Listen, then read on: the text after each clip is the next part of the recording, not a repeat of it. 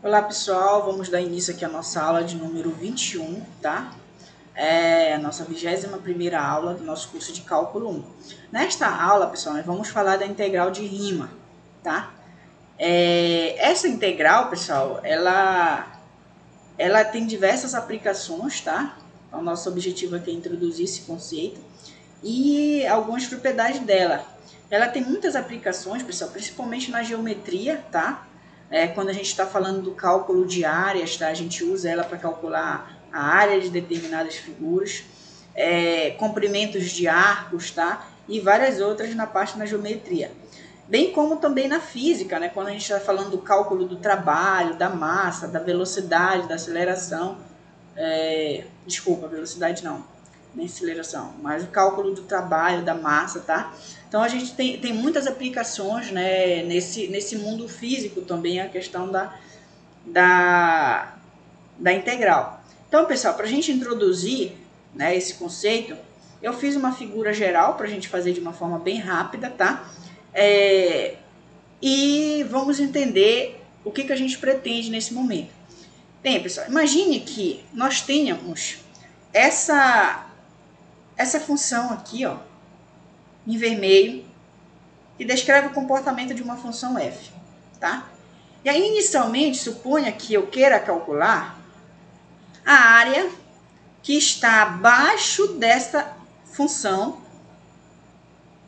acima do eixo x aqui, tá? Acima do x, y igual a zero aqui, acima do eixo x, abaixo da função, acima do eixo x, e nesse intervalo aqui, ó, que vai de A até B.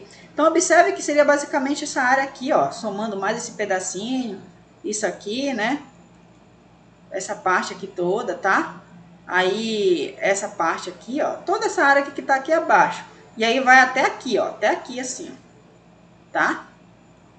Então, é essa área toda. Eu queria saber quanto é que valeria, qual seria o valor dessa área.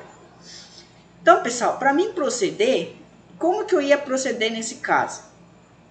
Bem, primeiramente eu ia perceber o seguinte, olha, isso aqui não é uma figura, né, analisando assim, do ponto de vista da geometria, isso daqui não é uma figura assim regular, né, bem comportada, assim, no caso em que aquelas figuras que você conhece, né, um triângulo, um retângulo, não é uma figura desse tipo. Então, muitas das vezes a gente não tem como calcular a área dessa função sem usar uma certa aproximação, tá?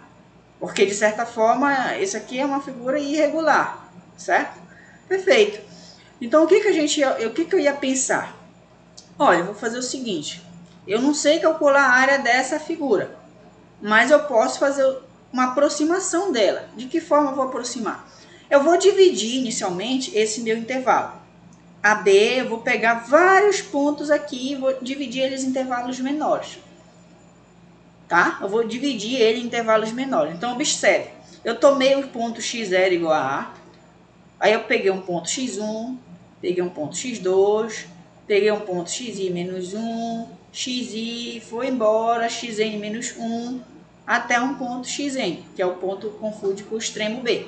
Tá? Então, eu dividi o intervalo em n intervalos menores, ou seja, o intervalo que ia de x0 a x1, x1 a x2, x2 a x3, xi menos 1, xi, xn menos 1, xn. Então, eu dividi em n intervalos menores, né? Xi menos 1, xi. Perfeito? Ok. Aí, pessoal, esses pontos que a gente dividiu em intervalo, ou seja, esse conjunto aqui que contém os pontos x0, x1, x2, xi menos 1, xn menos 1, xn, é o que a gente denomina de partição, tá? E muitas das vezes a gente pode escrever essa partição dessa forma, tá? Porque no fundo a gente tem que A igual a x0, que é menor que o x1, que é menor que o x2, é licença, tá? Então, ou seja, isso aqui é uma partição do intervalo. Quando você divide o intervalo em n intervalos menores, você fez uma partição do intervalo. Você particionou ele em vários outros intervalos. Perfeito? Ok. E ΔXi eu vou denotar como se fosse a amplitude de cada intervalinho desse, tá? Quando i é menos 1, quando i é 0, vai ficar, quer dizer, quando i é 1, vai ficar x0, x1, né? E 2, x1, x2, né? Então, quando você for variando, a amplitude do intervalo vai variando aqui com esse comprimento ΔXi. Perfeito. Então, a primeira coisa que eu fiz foi particionar o intervalo. Agora, pessoal, o que eu ia fazer? Olha, em cada intervalinho desse, a gente vai escolher um ponto aleatório, qualquer, tá? Então, eu vou calcular, por exemplo, no intervalo x0, x1, eu escolho um ponto C1. No intervalo x1, x2, eu escolho um ponto C2. E aí eu vou fazendo isso. No intervalo xi menos 1, xi, eu vou escolher um ponto CI. E no intervalo CN, eu vou escolher um ponto CN, né? Xn menos 1, xn, eu vou escolher um ponto CN. Quando eu escolher esses pontos, eu vou fazer o quê? Eu vou calcular o F aplicado nesse ponto. Então, observe, ó, aqui, ó, o F de C1 levou para o gráfico, chegou aqui, tocou, leva para o Y. Tá aqui, ó, F de C1. No C2, o F de C2, ó, vai tocar bem aqui, leva para cá. F de C2. No intervalo aqui x menos CI, ó, tem um ponto CI, leva para o gráfico, tocou, leva para o eixo Y. Então, tá aqui o CI. No último intervalinho aqui, você vai ter o ponto CN, calcula o F de CN, levou para o gráfico, tocou, leva para o Y, tá aqui, então, o F de CN. Certo? Perfeito. Agora, pessoal, qual é o meu pensamento? Olha só. A gente sabe que a área do retângulo a gente conhece, né? Qual é a área do retângulo? É base vezes altura. Perfeito. Qual seria o comprimento da minha base? Em cada intervalinho, né? O ΔXi, nesse caso aqui, ΔX1, né? ΔX2, né? ΔX3, né? ΔXi, né? Em cada intervalinho desse, a amplitude dele é dada por ΔXi, que é xi menos xi menos 1. Perfeito? Eu já sei quem é a minha base. E quem é a minha altura? Aí, nesse caso, eu vou tomar como altura o F desse ponto que eu peguei. Então, dessa forma, eu formo um retângulo. Ó, base, altura. Então, aqui, ó, nesse intervalo que vai de x0 até x1, eu formei um retângulo. A área desse retângulo, eu sei calcular. É ΔX1 vezes F de C1, que é base vezes altura. Então, aqui eu formei um retângulo que eu chamei de R1. Perfeito, mas aí eu observei uma coisa. Olha, eu quero a área que está abaixo do gráfico da função. Aqui, pessoal, passou. Ó, essa área aqui não faz parte da área que eu queria. Certo? Então, eu tive um excesso aqui de área. Certo? Mas, por outro lado, bem aqui, faltou. Ó, faltou aqui. Esse pedacinho aqui era a área que eu queria calcular, que eu não calculei. Então, o natural é você pensar o seguinte. Olha, faltou um pouquinho, mas aqui também sobrou um pouquinho. Certo? Faltou aqui, mas sobrou aqui. Então, de certa forma, isso aqui é uma aproximação, mas que vai estar um pouco próxima do real. Certo? Aí, olha o outro retângulo. A mesma coisa eu fiz, né, pro intervalo que vai de x1 até x2. Então, eu calculei o F de C2, formei um retângulo aqui que é F de C2 ΔX2, né? Base vezes altura. Ó, a altura aqui tá aqui, ó, é o F de C2, certo? Então, observe o seguinte, olha, aqui, pessoal, faltou um pouquinho, ó. Faltou. Mas aqui sobrou um pouquinho, ó, que está acima do eixo aqui, ó. Então, de certa forma, o que sobrou, o que faltou, meio que compensa. Perfeito. Então, o que eu pensei? Se eu quero calcular a área que vai de A até B, que está abaixo do gráfico, eu vou dividir o intervalo, vou formar N intervalos menores. Em cada intervalo desse, eu vou pegar um ponto, vou calcular a altura, e aí eu vou formar N retângulos, né? N retângulos. A área desses N retângulos, eu sei calcular, porque é base vezes altura, né? Observe, é base vezes altura. Logo, se eu sei calcular a área desses N retângulos, eu calculo a área desses N retângulos, depois somo. Quando eu somar, isso vai me dar uma área aproximada para a área que eu queria. Perfeito? Perfeito. Isso vai me dar uma área aproximada para a área que eu queria. Agora, só tem uma pergunta que eu precisaria responder. Qual seria essa pergunta? Mas será que seria uma aproximação boa, né? Será que essa aproximação que eu estou fazendo seria uma aproximação boa? Ou como eu poderia melhorar essa aproximação? E aí a resposta é simples, né? Olha, observe, se eu diminuir o intervalo, então imagine que aqui eu tenho um intervalo. Então imagine, ó, diminuir o intervalo. Olha só esse retângulo menor aqui, por exemplo. A área que eu perdi foi muito pouca. Pega um outro retângulo, bem próximo, né? Tocou no gráfico aqui, ó. Olha a área que você perdeu, foi basicamente nada. Então, uma forma de você reduzir, né? Uma forma de você reduzir o erro é você, no caso, formar, né, retângulos menores, certo? Fazer retângulos menores, cada vez menores. Perfeito. Então, é isso que eu vou fazer. Para mim fazer o retângulo menores, quer dizer, a base do retângulo menor, eu vou mandar esse ΔXi aqui, que é a amplitude do intervalo, ir para zero, né? Então, de certa forma, pessoal, a integral, ela pode ser vista como a área do que está abaixo, né, dessa função aqui, é a área formada exatamente da região que está abaixo da função f, acima do eixo x e delimitada pela reta x igual a A e x igual a B, certo? E aí, dessa forma, para você calcular, né, essa função, você particiona o intervalo, constrói N retângulos, e aí cada retângulo desse vai ser o quê? O primeiro retângulo, a área vai ser o f aplicado no ponto que você escolheu vezes a base, que é ΔX1. O segundo retângulo, a área vai ser o f aplicado no C2 vezes ΔX2, que é a base vezes a altura. E aí você vai somando essas áreas até o último retângulo, tá? E esse somatório aqui, né, de I variando de 1 até N, que é o f de CI vezes ΔXI, tá? É o que a gente chama de soma de rima, tá? De soma de rima da função f, relativa, claro, à partição P e às escolhas dos números CIs, tá? Então, isso aqui é a soma de rima, é o número que vai ser dado pela soma das áreas de todos os retângulos, perfeito? E como eu disse, o que seria a integral? A integral, de forma bem simples, você pode ler aqui depois, de uma função f definida no intervalo, é o número L, tá?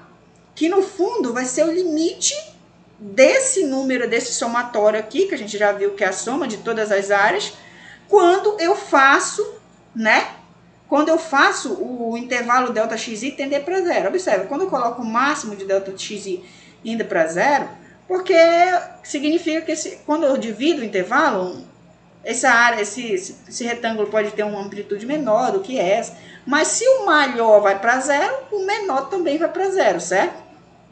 Então, se o maior dos ΔXi vai para zero, para qualquer i, então o menor também vai para zero. Então, quando eu faço essa partição ficar cada vez mais fina, como a gente diz, né, digamos assim, os intervalos estarem cada vez menores, então esse número aqui, que é a soma das áreas, ele vai se tornar uma aproximação mais real para aquela área, certo? Logo, dessa forma, esse número aqui, que eu estou chamando de L, né, vai ser o limite dessa soma, quando o máximo tem, quando o intervalo, a amplitude do intervalo tende para zero. E esse número L, né, que por definição de limite, né, a gente pode escrever dessa forma, né? A gente pode escrever dessa forma, né? A gente já viu a definição de limite, né?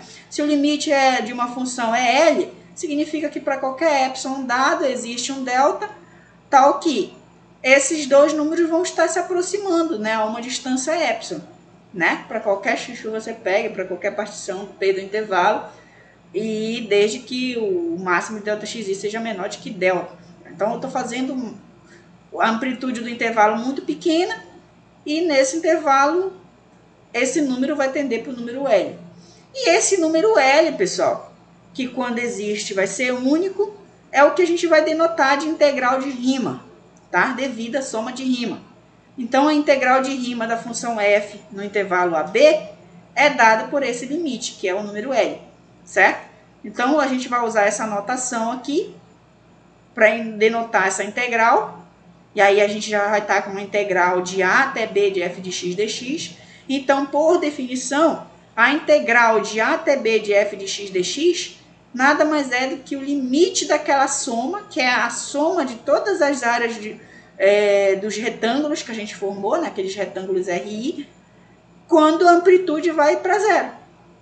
Então, resumo da história, pessoal. Resumo da história.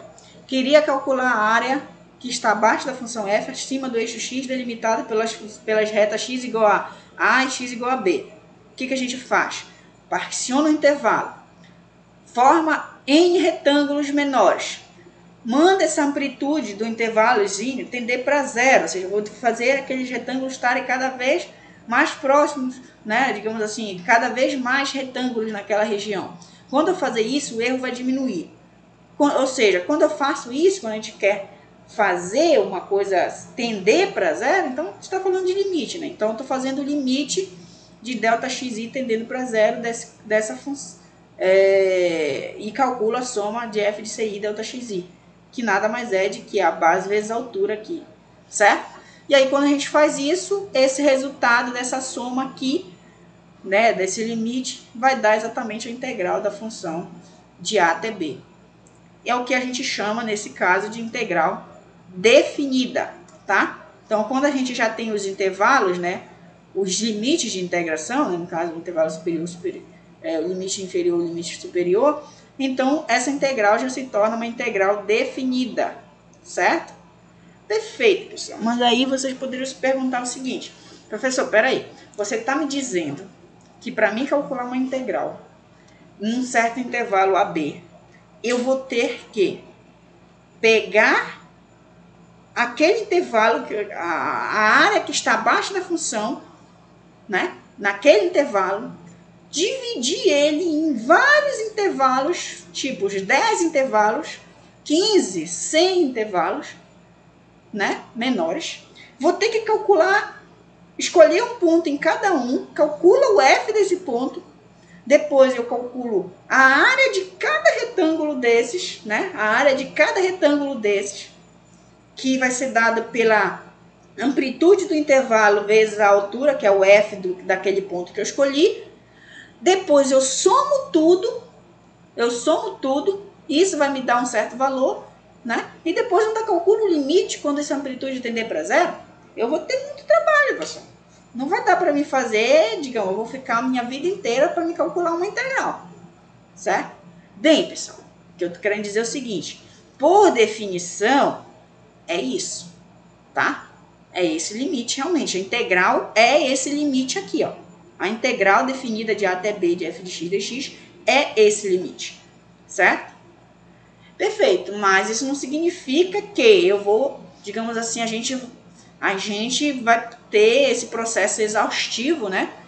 Exaustivo para calcular a integral. Não significa isso, tá? A gente vai, a partir dessa definição, provar outras coisas, né? Outras propriedades elementares, em que a gente já vai fazer esse processo do cálculo da integral de forma mais direta, tá? Mais direta. E isso, claro, inclusive esse método aqui de calcular a integral, eu já fiz um cálculo de uma integral usando esse método em algum momento da minha vida, que eu não lembro mais, mas eu já usei esse método. Esse método é conhecido, pessoal. Esse método é conhecido como método de exaustão, pelo próprio motivo, né? Que é exaustivo mesmo você calcular uma integral dessa forma, certo? Mas é muito interessante também. Então, pessoal, aí vocês devem levantar mãos para o céu, né? Agradecer muito a Deus por alguns matemáticos, né, terem surgido e terem, digamos assim, simplificado toda essa teoria.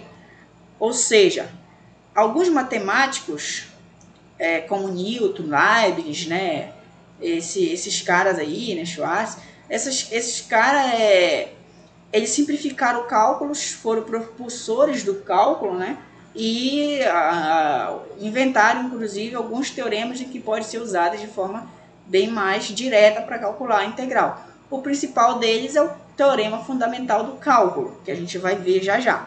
Bem, pessoal, agora aqui a gente ainda vai pôr ainda por definição uma outra coisa, né?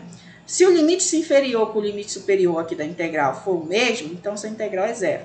Vamos deixar isso como definição. E se você quer calcular a integral de b até a, de f de x dx, então se você inverter a ordem do limite de integração, então, ó, isso aqui é menos a integral de a até b. Então, invertendo a ordem. Perfeito?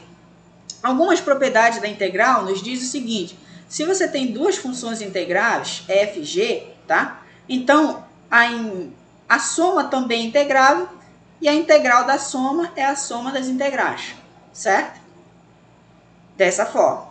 Se você tem uma constante multiplicando a função, desde que a função f é integrável, então uma constante vezes a função também é uma função integrável nesse intervalo AB. Tá? Quando eu falo integrável, estou dizendo que aquele limite existe, né? A integral existe, ela está bem definida, certo? E aí, neste caso, a integral da constante vezes a função, a constante pode sair para fora e você calcula simplesmente a integral da função. Perfeito? E tem uma espécie também de, digamos, de permanência do sinal, né? Então, se a função é positiva em AB, então é óbvio que a integral também tem que ser positiva. A integral de f de x dx também é positiva, tá? E uma outra propriedade é a seguinte: imagina que você quer calcular, a gente já sabe que a função f é integrável, e aí eu quero calcular essa função f, a integral da função f no intervalo AB.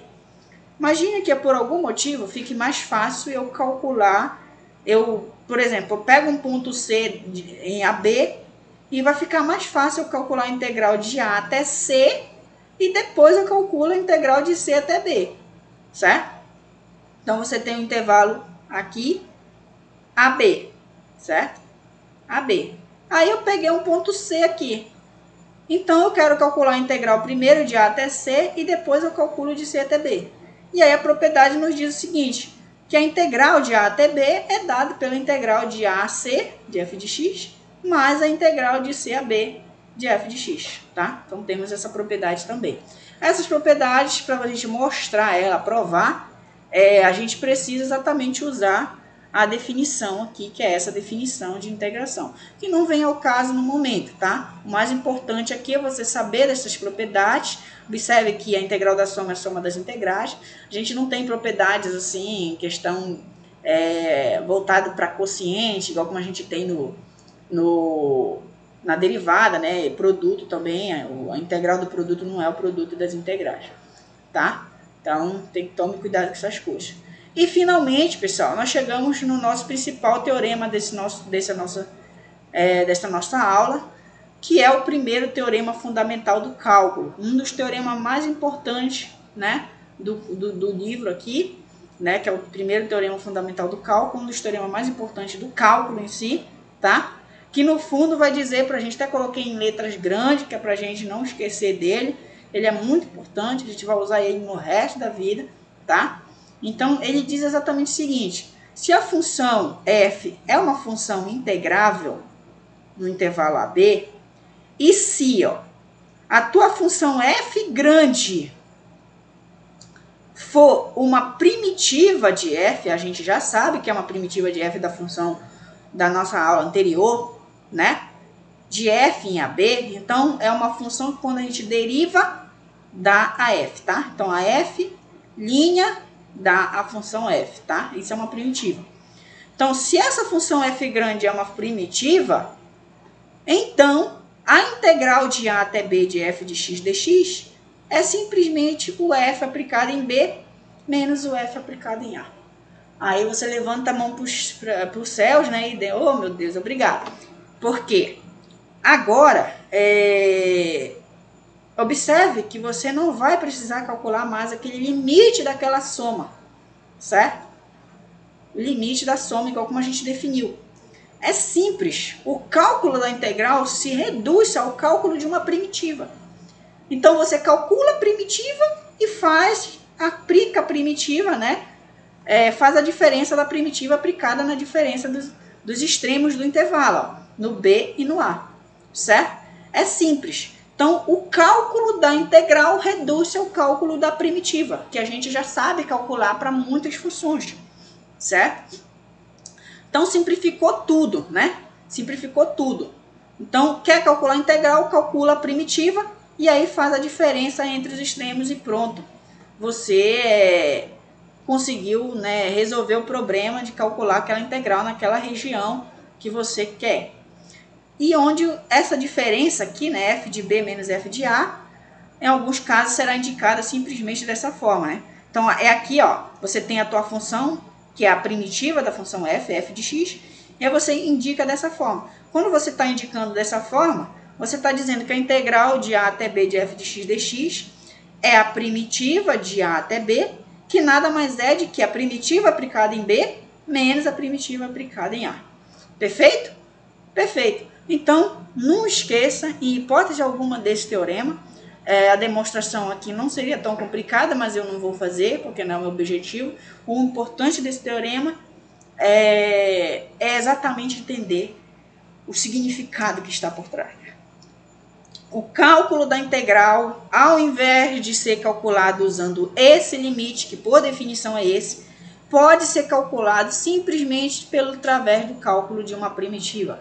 Você calcula a primitiva e faz essa primitiva, né, a integral vai ser a diferença da primitiva aplicada nos extremos, certo? Do intervalo. Perfeito? Então, ó, vamos fazer um exemplo.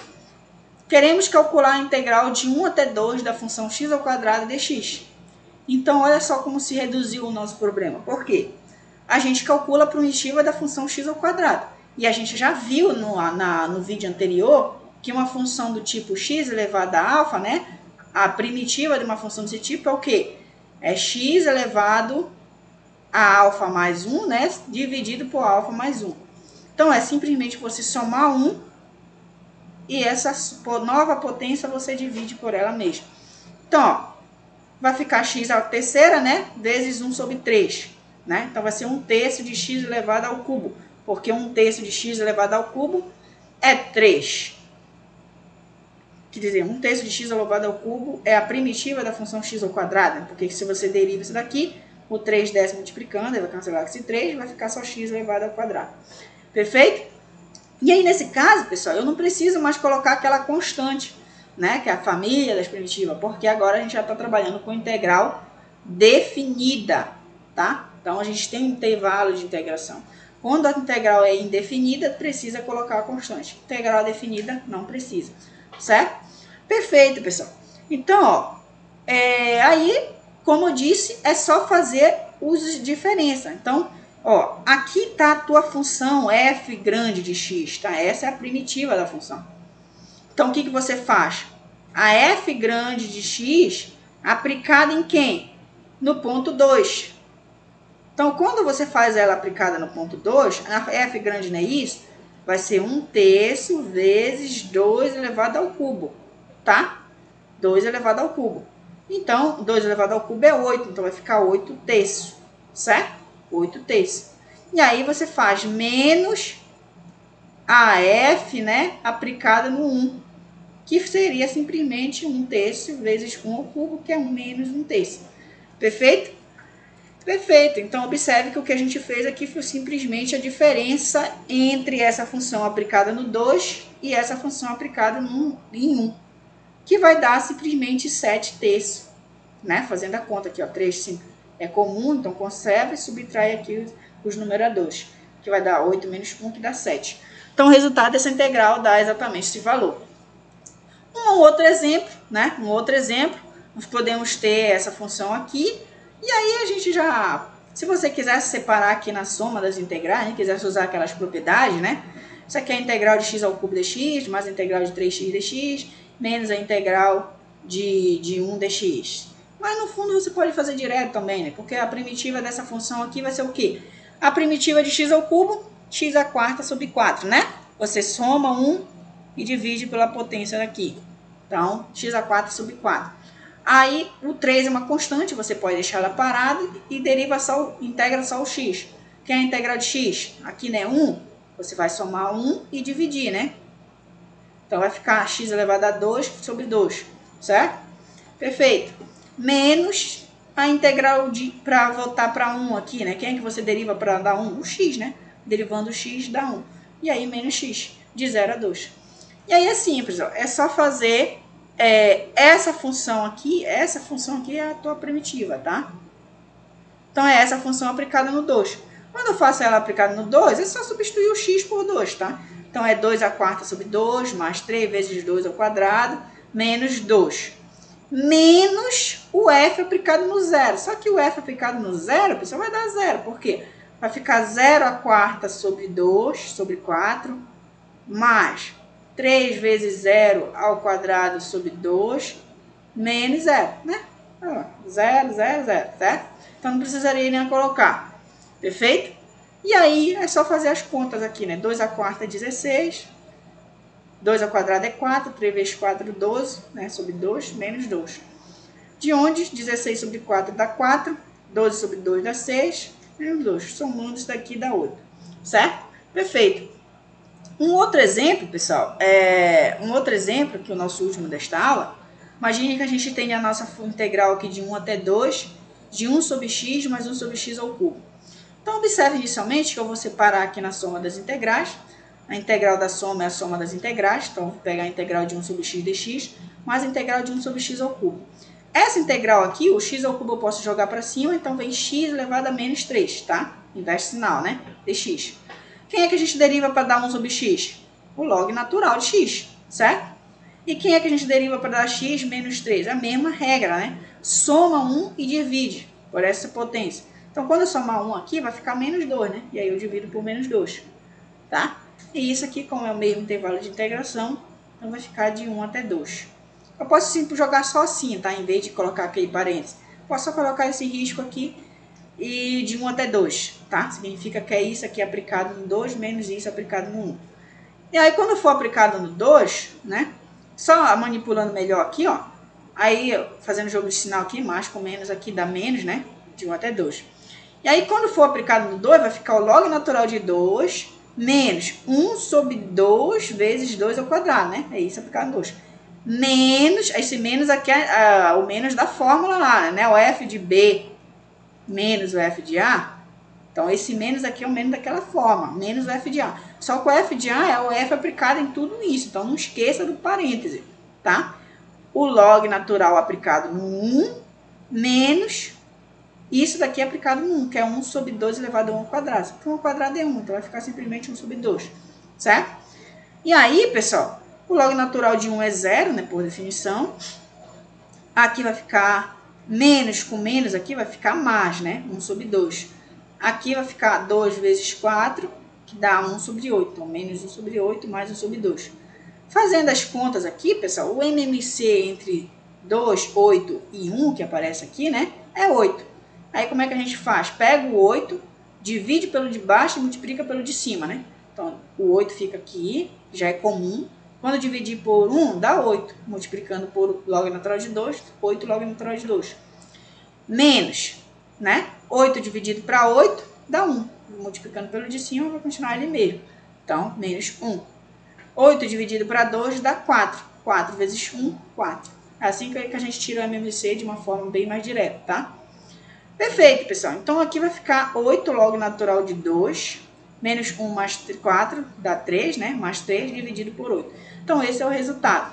E só para a gente finalizar aqui, eu não vou fazer, né, na minha próxima aula, mas eu recomendo, pessoal, que vocês deem uma lida, tá? Assim eu recomendo, tá? Questão assim de curiosidade, questão de aprender um pouco mais. Eu recomendo que vocês leiam o livro do Guido Risi na seção 11.6, que é onde ele fala do cálculo de áreas, tá? O cálculo de áreas. Então, nessa seção, pessoal, ele vai tratar realmente da integral como,